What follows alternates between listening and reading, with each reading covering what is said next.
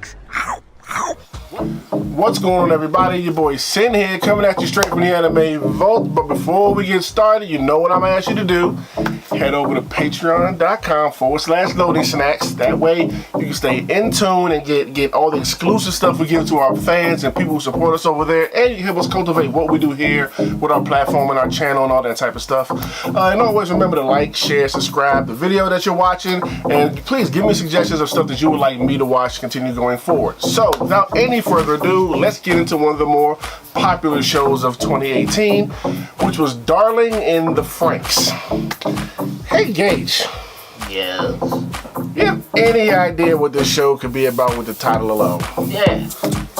Oh, yeah. You do? You have an idea? Oh, yeah. So, please. You know how sometimes, man, you buy a pack of hot dogs, some people call them Franks. Okay. And it just be one joint in there that's the best Franks in the pack. You know what I mean? That's the Darling in the Franxx. And look, when it comes to anime, you never know. That could be spot on. You're right. It could be, but unfortunately it's not. What it's about is a tale that us in anime aren't, unfamiliar with. Giant invaders from another place or whatever, space, wherever, come to the planet, we fight back.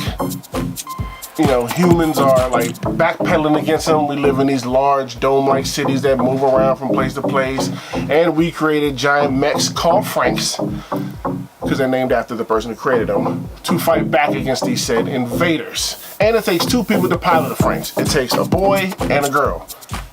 Keywords there, not a man and a woman. It takes a boy and a girl to do it, which is tied into the story and why that is later on, going down.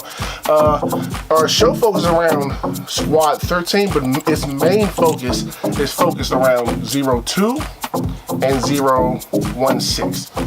They don't give the kids names here, even though the kids gave themselves little cool names, whatever, but all the kids are given codes, so that's what they go by. So 02 is she's half alien, half human. So she always kind of gets shunned because of that. And she's also known as the partner killer. Anybody who's ever partnered up with her, they don't survive past a third time of riding with her. So she has that stigma about her. And 016 is just getting ready to flunk out.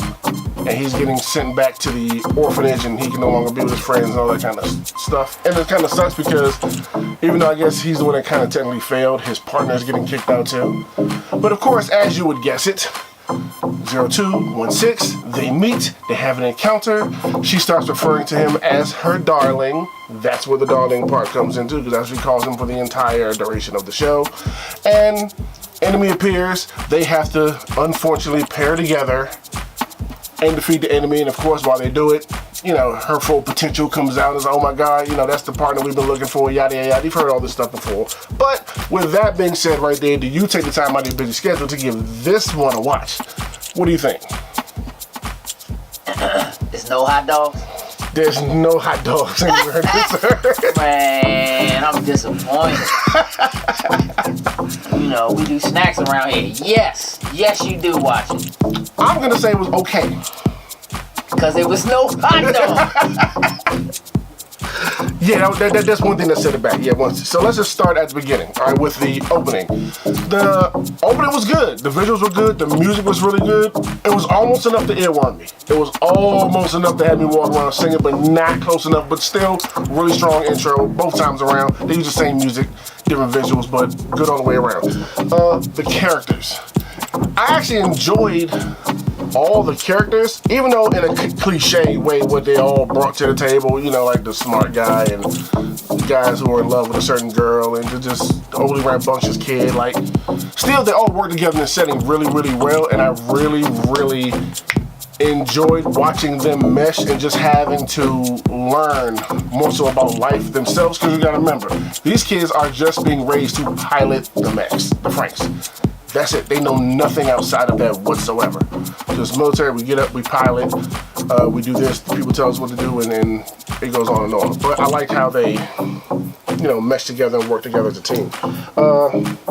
Let's talk about the genre itself. This action, drama, romance, mech, space opera, whatever thing that we have going on here. I thought the drama and romance was really, really strong.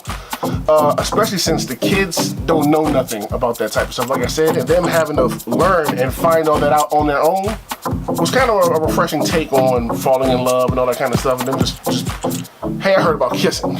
This girl kissed me, I don't know what it was, but it felt good, stuff like that, and they're just trying to learn all about it. I thought that was great. The action was good.